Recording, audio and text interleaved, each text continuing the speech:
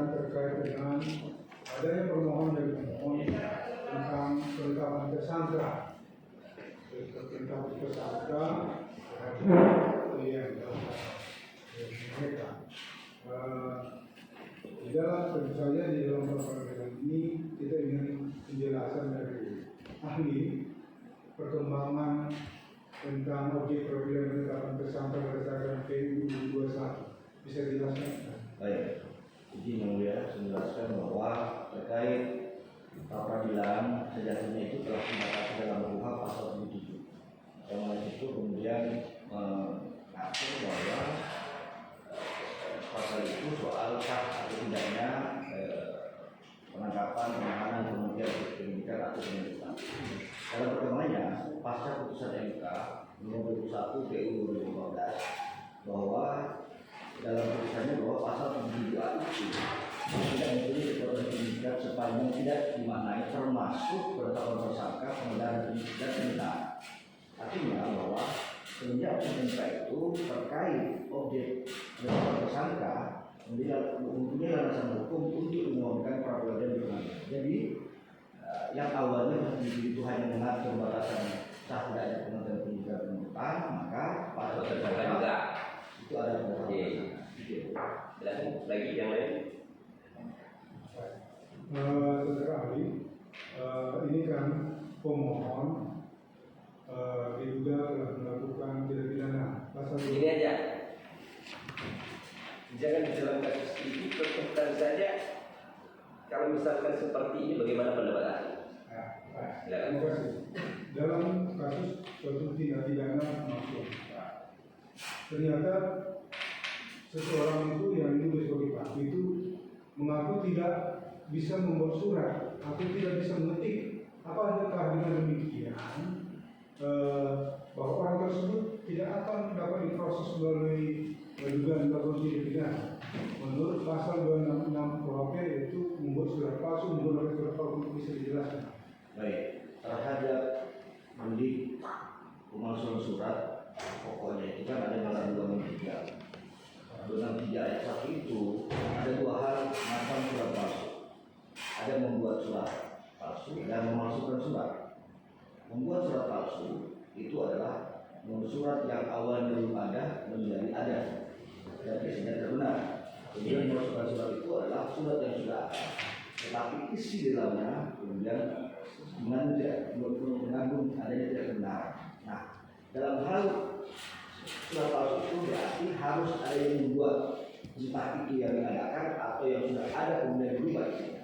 Nah, terkait seseorang kemudian terkait adanya surat palsu itu, kemudian ada seseorang yang kemudian tidak mengaku terhadap bahwa dia tidak bisa mengerti atau itu, maka otomatis bahwa itulah pendalaman dari hukum untuk mendalami bahwa bagaimana sebetulnya terhadap surat palsu itu yang telah digunakan, karena adanya surat palsu itu telah seandainya telah digunakan maka dia telah menggunakan sebagaimana dalam 263 karena orang penggunaan surat palsu itu dapat saja yang menggunakan yang membuat atau dia hanya menggunakan ada orang lain yang membuat. Jadi tidak serta-merta dia yang menggunakan dia yang membuat, bisa saja dia menggunakan tapi ada orang lain yang membuat. Maka itu sudah nanti dalam penerapan. Apakah kemudian dalam hal ketika digunakan harus kemudian adanya orang yang membuat? Nah, ini saya kira bahwa ketika sudah nampak kerugiannya seperti apa, maka terkait asal usul surat palsu yang kemudian terhadap seseorang bahwa dia tidak melakukan atau tidak membuat, maka yang kita lihat adalah kerugian yang telah ada karena dengan adanya surat palsu itu yang kalau seandainya dia melakukan surat bahwa ada orang lain yang ternyata dalamnya salah satunya contoh keterangan, contoh dalam hal ini adalah tanda tangannya adalah dan sesuai dengan ketika dia laporan dan dilapor bahwa itu adalah tanda tangan karangan, maka itu adalah surat palsu yang digunakan mempunyai kerugian terhadap orang yang tanda tangannya di karangan. Itu saya kira. Terima kasih, ahli. Dalam hal penetapan tersangka dilakukan penyidik, yaitu berdasarkan dua alat bukti yang sah. Alat bukti yang sah yang dimaksud dalam ketentuan perundangan bisa dijelaskan yang bagaimana alat bukti yang sah? Baik, dua alat bukti yang sah itu kalau kemudian kita merujuk KUHP itu ada dalam pasal 184. Ada 5 alat bukti yang sah. Alat bukti yang sah itu berarti keterangan saksi, ahli, surat petunjuk sama keterangan perkara. Dan sahnya itu adalah diperoleh sesuai dengan prosedur perundang-undangan yang berlaku. Kemudian dibalik, bagaimana kemudian dimasuk dalam ketentuan biasa? Tentunya yang tidak termasuk dalam kategori 5 tadi atau diperoleh penegak hukum tidak sesuai dengan ketentuan perundang-undangan. Untuk kategori alat bukti transaksi kan minimal dua alat bukti transaksi, 2 orang saksi kan tidak. Nah, apakah juga harus memenuhi syarat dari segi kualitas keterangan itu, atau cukup misalkan dari segi kualitas saja 2 orang saksi? Atau bagaimana? Jadi dalam hal penyidikan itu kalau kita lihat rumusan pasal 1 angka 2 itu adalah mengumpulkan bukti untuk membuat terang. Artinya alat bukti dikumpulkan itu adalah untuk membuat terang sehingga menentukan tersangka. Artinya bahwa terhadap alat bukti yang dikumpulkan dalam hal ini tadi yang kemudian ditanyakan adalah soal saksi, maka saksi di sini adalah yang mendukung atau bersesuaian oleh penyidik oleh penyidik untuk bagaimana menemukan seseorang sebagai tersangkanya. Jadi tidak hanya sekadar pemenuhan minimal alat bukti, tapi bahwa itu secara kualitas memang ada terang di situ sehingga seseorang itu sebagai tersangka. Jadi intinya tidak hanya pada persoalan jumlah tersebut, tapi betul adalah mengarah atau memberi sebuah teknologi bagi penyidik bahwa seseorang itu adalah dapat dijadikan sebagai tersangka sebagaimana dalam keterangan dari saksi. Nah, itu Ada relevansi ya. Ada relevansinya. di dalam pasal ini siapa yang menentukan ada relevansinya atau tidak di keterangan alat bukti satu dengan yang lainnya terkait dengan proses pidana yang sedang berjalan? Apakah atau seperti apa? Baik, dalam proses penyidikan kalau kita lihat dalam KUHP tidak mengatur secara rigid bagaimana tahapan. Tapi internal kepolisian yang perkap saat terakhir kalau tidak salah itu perkap nomor 6 tahun 2019. Dalam perkap itu kemudian dalam pasal 13 terhadap dimulai penyidikan itu kan dengan terbitnya surat perintah penyidikan. Dalam surat perintah penyidikan itu ada 2 di antara ada di antaranya adalah tentang tim penyidik. Nah, artinya bahwa ketika telah dibuat surat perintah penyidikan di situ ada tim penyidik, maka tim penyidik itulah yang kemudian menentukan terhadap proses dengan perkara. Nah, namun dalam perkara itu ada satu mekanisme yang kemudian diatur pula. Mekanisme AT itu dalam pasal 31 itu ada gelar perkara. Gelar perkara itu pasal 31 ada 2 macamnya. Ada gelar perkara biasa dan ada gelar perkara khusus. Dalam pasal 32 gelar perkara biasa itu diantaranya 2, yaitu penetapan tersangka dan soal kendala penyidikan. Nah, oleh karena itu walaupun penyidik telah mengumpulkan alat bukti, tetapi kalau kita merujuk pada perkara maka harus melewati gelar perkara. Nah, dari hasil gelar perkara itulah kemudian akan ditentukan apakah dalam hal itu kalau kita baca dalam pasal 32 itu adalah yang diperkap adalah penghentian penyidikan, kemudian penetapan tersangka dan ada tersangka dan lima itu yang juga menjadi objek dari pasal 32 di perkap. Oke. Dalam hal tadi dalam hal bukti surat ada 2 transaksi. Sekarang dalam hal alat bukti yang berupa hasil pemeriksaan laboratorium forensik yang menyatakan bahwa ada catatan keterangan terkait kedudukan dan kualitas dari alat bukti tersebut yang mana menyatakan terdapat catatan keterangan. Kira-kira bagaimana relevansinya? Apakah bisa dikatakan itulah betul-betul terjadi suatu perbuatan pemalsuan itu?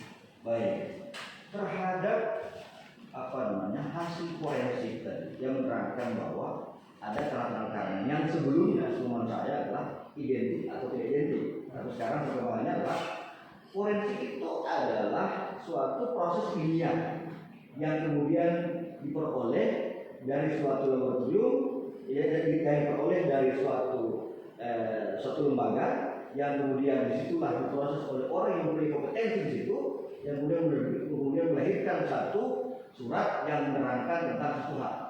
Terkait tadi dikatakan bahwa hasil forensik menunjukkan bahwa ada tantangan. Kalau kemudian kita kaitkan ini dengan 263, maka seseorang merasa bahwa tantangan ditawarkan, maka ketika hasil forensik mengatakan bahwa tantangan karangan, berarti ada suatu korelasi bahwa benar telah terjadi suatu memasukkan surat dalamnya atau membuat surat masuk dalamnya yang di sini ada tantangan orang yang kemudian tidak sesuai dengan yang seseorang yang mempunyai tantangan. Nah, oleh karena itu bahwa hasil forensik itu adalah kalau terbuka sebagai alat bukti itu adalah surat yang memang prosedurnya adalah melalui ilmiah dan sah menurut fatwa ini. Atau begini, sebelum dilanjut ya. Kembali ke relevansi tadi. Ya. Mungkin maksudnya ini saya mohon begini. Surat mengatakan ada di situ identik Tanda tangan atau tidak sama, ada dugaan tidak sama. Ya, kemudian alat bukti yang lain tidak mengetahui siapa pelakunya. Apakah di situ bisa dikatakan tidak ada relevansi terhadap alat bukti keterangan saksi dan alat bukti yang lain yaitu surat? Baik. Ini surat mengatakan, iya ini ada dugaan misalkan tidak identik, atau tidak sama dengan yang punya misalkan dari hasil lab itu.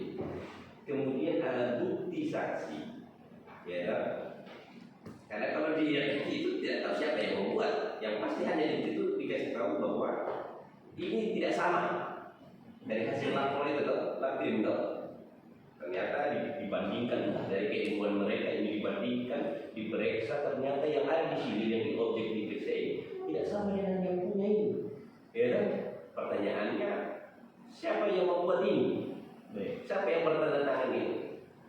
Dicarilah oleh penyidik ini alat bukti yang lain yang mendukung terhadap surat tadi ini dicari.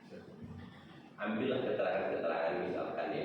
Kemudian tidak diketahui keterangan-keterangan itu mengatakan bahwa saya tidak mengetahui terhadap hal itu. Ya, yang saya hanya lakukan bahwa tanda tangannya yang bersangkutan adalah seperti ini. Baik, apakah di situ dapat dikatakan ada relevansi terhadap keterangan satu saksi dengan ini? Baik, mungkin begitu bang kali. Ya. Atau gimana? Pada intinya bukan seperti itu. Kami hanya mengarah. Kalau begitu itu pertanyaan saya. Baik, coba saya jawab ya. Jadi adanya soal tantangan karangan kan dimulai dari seorang jadi korban tantangan dipalsukan, yang kemudian dalam perkembangannya ternyata bahwa benar hasil lab itu mengatakan bahwa ada tantangan karangan. Artinya bahwa ketika ada saksi lain menerangkan tidak mengetahui siapa menentangani, maka kalau dalam hal ini bahwa ada alat bukti yang kemudian tidak menjelaskan bahwa terhadap siapa pembuat transaksi. Kalau saya menarik satu keterangan Edi Orit saat itu dalam sidang Jessica dikatakan bahwa orang yang terdekat dialah sebagai pelaku di situ. Artinya kami kaitkan dengan hal ini bahwa orang siapa yang kemudian yang menguasai yang memiliki terhadap suatu kuasa itu dan korelasinya terhadap suatu alat bukti itu yang ditanya. Ya, artinya bahwa ketika kemudian tidak ada keterangan saksi yang menerangkan bahwa siapa yang membuat, namun kalau saya membuat jadi otomatis bahwa ini kemudian tidak ada persesuaian karena tidak. Tapi kemudian ketika ini ditarik bahwa karena kemudian tidak terangnya siapa yang membuat, maka bisa kemudian menggunakan IRS yang membuat. Karena kalau itu artinya ada pendalaman lagi. Ada pendalaman lagi. Ya, itu. Ya, bahwa siapa orang terdekat itu atau siapa orang yang menguasai awal terhadap surat itu, maka kalau diduga sebagai orang yang kemudian membuat surat itu. Itu kemudian diterapkan kemarin pada sidang Jessica. Yang artinya ketika kemudian kamu dalam hal siapa kemudian melakukan itu, maka menurut itu bahwa siapa orang terdekat dia sebagai pelaku pembunuhan pada saat itu. Saya kira itu. Terima kasih. Kami kembali bertanya. Hasil lapor laboratorium forensik yang menyatakan adanya tanda-tanda. Yang menjadi pertanyaan tadi bahwa adanya pernyataan atau hasil lapor tersebut yang bertanda keterangan, apakah hal itu merupakan indikator besar bahwa telah terjadi ada perbuatan yang bersifat pidana? Kita belum menunjuk kepada siapa saja pelakunya. Ya, hasil lapor kan sudah kata tadi itu adalah proses ilmiah. Artinya hasilnya adalah hal yang ilmiah yang memang dalam kepentingan ilmiah dapat digunakan untuk kepentingan pemenuhan alat bukti dalam surat. Nah, oleh karena itu, ketika hasilnya adalah mendasarkan ada tanda-tanda berarti dalam tafsirannya adalah terhadap tantangan yang sahih terhadap penyidikan itu dengan hasil lapor yang kemudian ada tanda-tanda berarti kemudian betul di situ ada suatu pemalsuan terhadap surat atau isi surat itu satu tantangan yang tidak sesuai dengan yang benar. Terkait alat bukti saksi, alat bukti surat, sekarang kami masuk ke alat bukti ahli. Dalam proses penyidikan, ketika penyidik sudah berkesimpulan bahwa menemukan dua alat bukti yang sah, yaitu keterangan saksi maupun keterangan saksi maupun alat bukti surat. Lalu ketika meminta keterangan kepada seorang ahli, ternyata penyidik tidak mempercayai keterangan ahli tersebut. Bagaimana kedudukan alat bukti dua alat bukti yang telah diperoleh? Apakah tetap cukup tanpa mempertimbangkan keterangan ahli yang telah diperoleh tersebut atau bagaimana? Baik, kalau kita kembali ke KUHP bahwa keterangan ahli itu adalah pasal 1 angka 28. Keterangan ahli itu adalah keterangan yang diberikan seseorang terkait khusus untuk membuat terang suatu perkara dalam persidangan, dalam pemeriksaan untuk membuat terang. Artinya bahwa terkait pembuatan itu dalam artian mengumpulkan alat bukti, maka penyidik dapat mempertimbangkan keterangan ahli tersebut dan dapat pula tidak mempertimbangkan keterangan ahli tersebut. Bagaimana kaitannya ketika penyidik tidak mempertimbangkan keterangan ahli tersebut? Ketika penyidik telah menemukan memori alat bukti, contoh dalam hal ini surat maupun saksi, maka jika keterangan ahli kemudian tidak membuat terang terhadap perkara yang telah penyidikan, maka penyidik dapat tidak mempertimbangkan keterangan ahli tersebut. Karena syaratnya telah terpenuhi menurut alat bukti. Karena bahasa 1 angka 28 tadi merumuskan bahwa keterangannya itu untuk membuat terang. Jadi dalam hal ini kalau tidak membuat terang, ya maka tidak dipertimbangkan keterangan ahli tadi. Saya kira itu. Jadi harus membuka. Ya, karena itu tidak itu. Jadi menurut ahli ini alat bukti itu tidak cuma ahli. Ya, ketika penyidik itu tidak mau menggunakan itu adalah hak dari penyidik, ya. Sekalipun dia ingin menghadirkan ahli untuk memberikan suatu pemahaman dia atau pengetahuan dia agar supaya buat terang ini kasus ini, tapi ternyata menurut dia ahli ini tidak memberikan apa-apa, berbeda mungkin dengan yang lain. Ya. Sehingga itu dikembalikan kepada si penyidik itu sendiri. Sama dengan di persidangan. Begitu, saya pikir begitu. Tanpa yang penting terpenuhi dua alat bukti tadi yang sah. Ya. Menurut ini tadi kalau saya lihat pemahamannya ya. Silakan lanjutkan yang lain. Terkait dengan gelar perkara, di Polri kan biasa dilaksanakan gelar perkara untuk menentukan suatu langkah hukum seperti itu. Ahlinya di dalam suatu perkara sudah dilakukan gelar perkara penetapan tersangka di tingkat kewilayahan. Lalu ada gelar perkara yang lain di Mabes Polri untuk pelaksanaan gelar perkara kembali yang secara lisan disampaikan di sana bahwa gelar perkara yang penetapan tersangka itu dinyatakan tidak cukup bukti. Tetapi ketika memberikan petunjuk resmi secara tertulis, hasilnya bukan lagi tidak terbukti, tapi dilakukan pendalaman. Kira-kira pemahaman ahli dalam pergaulan dalam komunitas kepolisian atau sebagai pengajar selama ini di kampus, kira-kira yang mana yang harus dituruti oleh diri tersebut untuk melaksanakan kelanjutan dari perkara tersebut? Apakah menghentikan perkara secara lisan atau melalui produk yang resmi seperti apa? Baik, tadi saya sudah jelaskan bahwa gelar perkara biasa itu dalam politik itu adalah kendala penyidikan salah satunya bisa dapat gelar perkara. Nah, terkait tadi bahwa dalam rapat gelar itu adalah tidak cukup bukti, tapi rekomendasinya adalah melakukan pendalaman, gitu ya.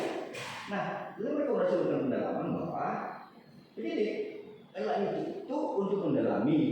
Kalau dalam gelar dikatakan tidak cukup bukti, maka pendalamannya bagaimana kalau memang tidak cukup bukti, ya gunakan kemudian prosedur untuk menghentikan. Tetapi dalam pendalaman ketika penyidik menemukan bahwa terpenuhi minimal alat bukti dalam hal ini untuk menemukan sebagai orang tersangka, maka patut layak bagi penyidik untuk kemudian setelah melakukan kumpulan bukti itu untuk menetapkan seseorang menjadi tersangka. Artinya pendalaman ini adalah konsekuensinya adalah sebagai kendala penyidikan sebagaimana diatur dalam pasal 32 dalam perkap itu di poin E. Nah, saya kira itu pendalaman berarti adalah untuk mendalami kembali. Jadi kalau tidak cukup bukti silakan dihentikan. Tapi ketika cukup bukti 2 minggu bukti, silakan dalam ujung karena ujung dari penyidikan itu adalah menemukan tersangka. Saya kira ini saya ambil sedikit ya. Penyidikan itu untuk menemukan tersangka. Sependapat saudara, ya kan ini. Kemudian sudah dilakukan penetapan tersangka oleh penyidik. Ya. Kemudian tiba-tiba ada petunjuk lagi mengatakan mendalami. Ya. Apakah ketika seseorang sudah ditetapkan sebagai tersangka, maka status penyidikannya itu harus dilakukan ketika tuntutan? Karena penyidikan adalah untuk menemukan tersangka. Ya. Ternyata sudah ditemukan tersangkanya ya, oleh penyidik, misalkan ya, bukan dalam kasus ini. Ternyata ditemukanlah tersangkanya. Ya. Kemudian disuruh lagi untuk mendalami. Ya.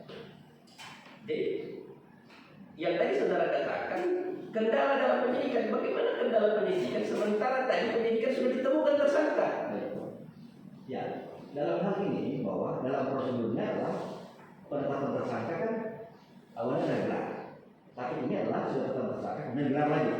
Iya. Ya, jadi artinya bahwa inilah internal masing-masing yang seharusnya. Nah, bagaimana saudara menilai itu menurut pendapat ahli dalam segi proses penetapan tersangkanya ini? Ini yang saya mau minta pendapat saudara. Sudah ditetapkan dia sebagai tersangka, ya toh? Sudah ditetapkan penyidik kan independen ya. Sudah ditetapkan dia sebagai tersangka. Dia meyakini bahwa ada 2 alat bukti yang sah, bahkan berdasarkan putusan Mahkamah Konstitusi bahwa dengan terlebih dahulu memeriksa calon tersangka. Jadi bukan hanya 2 alat bukti yang sah itu ya. Kemudian dikatakan lagi digelar lagi perkara. Itu gelar lagi perkara dikatakan bahwa di situ bahwa sudah ini tidak cukup bukti hentikan. Kemudian disuruh lagi bahwa dalami. Ya. Apanya yang didalami? Dan ini coba saudara nilai bagaimana proses penetapan tersangka ini coba. Saya kira penetapan tersangka itu yang telah dilakukan itu adalah sah. Dan ketika kemudian ada gelar perkara terhadap tidak cukup bukti kemudian lama. Nah, bagaimana dengan tidak dinaik-naikkan dengan tingkat status penuntutan? Dengan hak seseorang untuk mendapatkan kepastian hukum. Ya, tentunya bahwa ketika seseorang telah tersangka, ada mekanisme yang kalau tidak salah bahwa dalam penyidikan itu adalah memanggil tersangka yang kemudian itu akan dilimpahkan ke kejaksaan. Saya kira itu yang kemudian kita dapatkan, maka itu menjadi hambatan kenapa ini. Kemudian ada hak di situ misalkan dalam proses pemeriksaan ya. Ya. Proses pemeriksaan tersangka. Ya, proses pemeriksaan tersangka. Kemudian alasan bahwa ketidakhadiran tersangka dengan alasan yang tidak masuk akal. Kemudian tidak juga dilakukan upaya paksa sebagaimana yang diberikan kewenangannya oleh undang-undang. Dan kemudian ini berlarut-larut ya, sampai misalkan bertahun-tahun ya. Tidak juga dinaik-naikkan. Bagaimana ini? Ya, dalam proses kaitannya dengan proses penetapan tersangka. Dalam normalnya bahwa ketika kemudian tersangka dan kita dipanggil bahwa harus kemudian dalam mekanisme mekanisme kayak pasal Ya. itu satu dan kemudian Betul. Itu dia sudah sependapat. Harusnya dia menggunakan haknya itu. Ya, tapi Ya. kemudian ketika dengan Tetapi itu tidak digunakan hal itu. Ya. Kemudian mereka terkendala karena disuruh mendalami dan tidak ada rekomendasi lagi apa segala macam. Padahal sudah yakin. baik, saya bisa ini benar. Memang ini dalam peradilan hanya satu lembaga yang kemudian betul-betul hanya satu lembaga yang betul-betul memang merdeka ya, lembaga pengadilan. Tapi kalau kita mengacu ke kepolisian, kejaksaan, maka itu sebetulnya dalam pemikiran saya bahwa seharusnya itu adalah satu lembaga ini. Apakah itu dapat dikatakan merugikan dari hak seorang tersangka? Untuk kepastian hukum, ya, tentu harus itu dalam. Tapi lagi bahwa dalam hal ini kepolisian tidak sama dengan pengadilan. Hakim itu bebas, merdeka. Itulah. Tapi penyidik ini adalah mempunyai atasan secara eksekutif. Ini otomatis berarti mungkin ada sesuatu hal di situ. Tapi saya kira bahwa dengan langkah penyidik dalam menemukan proses orang menjadi tersangka adalah itu adalah suatu langkah yang sudah luar biasa bagi penyidik karena tersangka ini adalah merubah hak seseorang ini. Ini sudah luar biasa karena dengan diyakini bahwa tersangka dengan tadi terlalu lama dalam hal proses pelimpahan itu adalah salah satu yang kita tidak bisa jawab dan itu saya kira kuhab itu saya kira dalam hal ini bahwa sepatutnya seharusnya. Tapi kalau dia ketika ada seperti itu maka kita kemudian lagi bahwa posisi kepolisian adalah sebagai lembaga eksekutif yang tidak sama dengan pengadilan yang sifatnya hakimnya adalah bebas merdeka itu untuk menentukan sikap. Kalau penyidik Lagi-lagi bahwa ini eksekutif yang kemudian atasan punya atasan yang kemudian cukup luar biasa. Apalagi kejaksaan yang dipimpin oleh lembaga yang non di luar lembaga kejaksaan. jadi begitu. Ya, saya kira kalau ini adalah kalau menuntut ini memang independen, ya satu lembaga yang memang polisi, jaksa, hakim itu dalam satu lembaga peradilan. Dan dikatakan adalah sebagai suatu terangan kebetulan. Kalau dikatakan satu mereka kalau dia sudah tetapkan sebagai tersangka itu sudah yakin tidak ragu. oke. Ya. Kemudian ada petunjuk lagi. Apakah dapat dikatakan kalau mereka tadi alasannya tadi kau bilang tadi ada struktural tadi di atas menjadi satu, maka apa yang dikatakan oleh penyidik itu tadi dapat dibatalkan oleh yang atas atau misalkan ragu-ragu. Setelah tetapkan tersangka ada gelar perkara, itu kan suatu proses yang dalam internet kami tidak tahu proses apa. Seharusnya ketika tersangka tidak lagi gelar perkara. Ada sudah selesai. Karena pengertian penyidik Dan luar biasa. begitu toh. Dan luar biasa ketika penyidik tetap tidak merubah terhadap rekomendasi itu dalam pendalaman, tetap dalam kebijakannya untuk menetapkan seorang sebagai tersangka. Jadi istilahnya bahwa inovasi penyidik bahwa mampu bekerja tetap pada bekerjanya untuk tidak mempengaruhi orang lain sebagai tersangka. Itu luar biasa. Ya, harusnya. Tetapi tidak dilakukan. Dia lakukan. Begitu dong. Bukan begitu dong. Harusnya kalau yang terjadi seperti itu. Baik, silakan yang lain lagi. Terima kasih ya. Dalam penetapan tersangka yang seperti ini memang sudah dengan keyakinan karena sudah tertandatangani dengan baik. Lalu proses yang ada ketika tidak ditindaklanjuti belum ditindaklanjuti sampai di penuntut umum dengan alasan bahwa setelah dilakukan pemanggilan yang beralasan itu adalah tersangka tidak menghadiri dengan alasan sakit dan seterusnya berulang. Kemudian dia menuntut haknya untuk mengajukan uji sah tidaknya penetapan tersangka. Apakah badan tersebut kesempatan mengajukan ke penuntut umum oleh penyidik merupakan objek peradilan tersendiri untuk menilai dapat membatalkan penetapan tersangka belum? Jadi terkait penetapan tersangka yang menurut MK sudah menjadi objek peradilan, maka terkait dengan tersangka adalah yang dalam perkara ini bahwa terlalu lama dalam hal untuk kebebasan hukumnya, apakah kemudian ya saya kira bahwa silahkan jadi tersangka. Hak dia adalah haknya, begitu. Menggunakan haknya.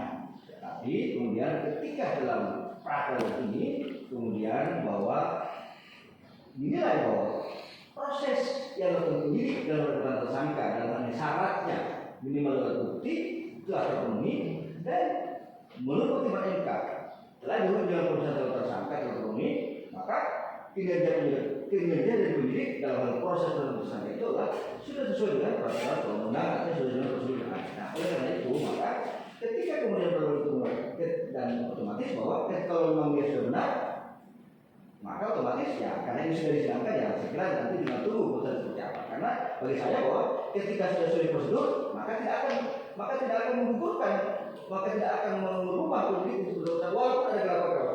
Lain halnya kalau ada putusan yang berlainan ketika sudah itu. Dan saya kira itu kan pilihan hakim tersendiri nanti ketika dalam perang. Saya kira itu. Cukup jelas kan? Terima kasih. Kami selesai. Ada pertanyaan lain lagi? Ya, sedikit tadi ya. Saudara saksi ahli, saudara saksi tadi menerangkan 263, 266 harus akibatnya harus ada kerugian. Yang menjadi pertanyaan bagi kami, apakah unsur pasal tersebut harus dipenuhi unsur kerugian? Jadi penggunaan itu berarti ada tujuan. Iya.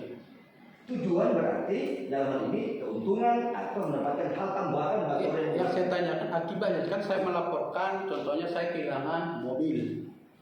Akibat saya kehilangan mobil, saya melaporkan saya kehilangan mobil. Nah, lalu saya laporkan tindak pidana pencurian.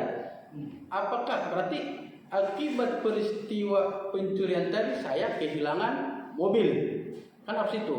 Nah, yang saya tanyakan ke saudara saksi, ini pemalsuan 263, 266. Akibatnya saham beralih. Nah, berarti yang ingin saya tanyakan, apakah pemalsuan itu harus dapat dipastikan bahwa dengan ada pemalsuan itu saham itu beralih? Baik. Kerugian itu yang merasakan adalah orang sebagai korban. Ya. Merasakan itu kerugian ada dua sifatnya. Ada sifatnya material dan imaterial. Iya. Sekarang kita tanya sebagai korban. Kalau dia merasa rugi maka dia berhak untuk kemudian mengajukan proses pada penegak hukum. Karena itu kalau dalam hal ini adalah korban sendiri. Kenapa dia berlaporan? Karena dia merasa dirugikan. Pertanyaan saudara bagaimana? Wajibkah dibuktikan mengenai kerugiannya? Kalau dalam pasal 263. Ya, saya kira kalau dalam tadi ketika korban merasa dirugikan. Misalkan begini, nah, Ya. benar ternyata ada pemalsuan, Ya. tapi tidak rugi. Bisa dapat dikatakan itu memenuhi unsur pasal 263. Saya kira bahwa kehilangan kerugian tadi dapat Begitu ya pertanyaannya? ya, dapat kemudian kita lihat pada dua konteks. Apakah memang dalam sifatnya material maupun imaterial. Dan itu rasakan korban sendiri yang kemudian dalam hal ini sebagai posisi korban adalah penggunaan surat palsu. Bukan itu. Ya. Dia misalkan tidak ada nilai kerugian, tetapi terbukti bahwa ada pemalsuan, ada dipalsukan, tapi dia tidak mengalami kerugian, begitu ya? Iya. Apakah dapat dikatakan bahwa seseorang itu telah melakukan tindak pidana Baik, pemalsuan? dalam hal penggunaan surat palsu ketika ada kemudian apakah ada kemudian kerugian yang harus dibuktikan? Saya katakan tadi bahwa yang kemudian merasakan itu Perlu tidak? dapat tidak ya mulia. Karena itu tergantung dari korban sendiri. Yang terakhir yang mulia, satu. Saya bikin contoh, saya mencuri mobil, lalu saya ubah mobil itu menjadi atas nama saya yang saya curi tadi. Lalu selanjutnya teman saya ini, ya kan, aku mencuri mobil dia nih, lalu dia mengambil mobil itu lagi kembali dari saya. Dia ambil kembali. Setelah saya ambil mobil itu dari tangan saya nih, mobil ini nih. Lalu saya melaporkan, saya kehilangan mobil. Menurut pendapat ahli bagaimana? Apakah ada peristiwa pidana atau tidak dalam hal itu? Awalnya kan ada peristiwa pidana mencuri. Lalu yang hasil yang dicuri tadi diambil lagi sama orang pemiliknya. Lalu setelah barang itu berada pemiliknya, lalu dia melaporkan bahwa saya kehilangan mobil, padahal saham memiliki mobil itu ada sama dia. Apakah itu menjadi suatu peristiwa pidana yang seorang ahli mendatangkan kerugian? Ya rugi itu berarti ada sesuatu yang berkurang pada seorang. Ketika tidak berkurang pada seorang itu bukan rugi namanya. Terus artinya dalam contoh kasus tadi yang dicontohkan berarti tidak ada. Barang telah ada, maka di mana kerugiannya? Artinya tidak ada. Ya. Cukup yang mulia itu. Sudah? Cukup? Ya. Sekarang saya mau tanya lagi Pak. Yang dimaksudkan di dalam putusan Mahkamah Konstitusi, di situ kata-kata calon tersangka. Ya, dalam pertimbangan. Ya. Apakah pemeriksaan calon tersangka ini harus terlebih dahulu dikatakan bahwa dia terlebih dahulu dipanggil sebagai saksi, nomenklaturnya saksi, atau nomenklaturnya yaitu calon tersangka? Saksi. Dan tidak ada soal peraturan tertentunya itu. Kalau di situ dikata-kata yang dimaksudkan di situ pemeriksaan calon tersangka. Ya, sebagai saksi. Tidak ada suatu perkara atau segala macam yang menjelaskan soal. Nah, apa maksud dari putusan Mahkamah Konstitusi terhadap harus terlebih dahulu dilakukan pemeriksaan calon tersangka? Kalau kita baca pertimbangan itu bahwa kenapa kemudian harus didahului dengan putusan oleh tersangka? Karena untuk kemudian sebagai klarifikasi untuk menghargai hak dari orang yang akan dilakukan tersangka harus diperiksa terlebih dahulu untuk melakukan keterangannya supaya karena kedepannya akan menjadi sebagai tersangka. Saya kira itu yang Didengarnya dulu supaya ada asas keseimbangan. karena itu kan hanya lahir dari keputusan MK. Namun ingat yang dia bahwa dalam pertimbangan itu juga dijelaskan pula dapat pula tidak diberikan calon tersangka dalam pidana tertentu yang absen dia tersangka calon tersangka boleh dalam pertimbangan. Baik, cukup ya. Baik, terima kasih. Kita telah memberikan keterangan.